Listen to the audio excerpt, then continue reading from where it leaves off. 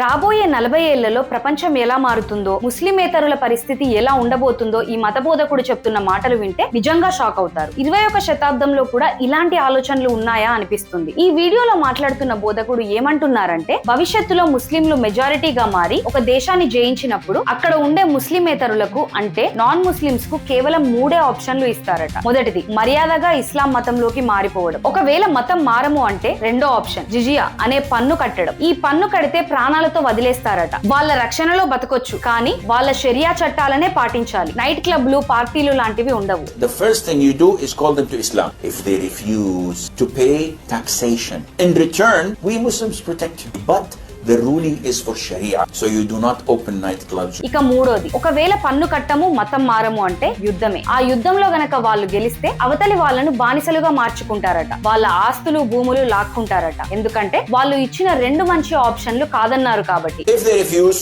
we have to fight, and if we fight you, then we capture you, you become our slaves, and we take your land because you refuse. I give you 2 good options. బానిసలుగా బతకడమే దిక్కు అని ఈయన చెప్తున్నారు. రాబోయే 40 ఏళ్లలో ముస్లింలు బలంగా తయారయ్యాక ఇదే జరుగుతుందని ఈయన చాలా కాన్ఫిడెంట్ గా చెప్తున్నారు. మతం పేరుతో బానిసత్వం, పన్నులు వసూలు చేయడం గురించి ఈయన చెప్పిన వ్యాఖ్యలపై మీ అభిప్రాయం ఏంటి? ఇలాంటి మధ్యయుగపు ఆలోచనలు ఆధునిక సమాజానికి ఎంత ప్రమాదకరం? కింద కామెంట్స్ లో తప్పకుండా చెప్పండి. ఈ ప్రమాదకరమైన ఆలోచనల గురించి అందరికీ తెలియాలంటే ఈ వీడియోను షేర్ చేయండి. జై హింద్.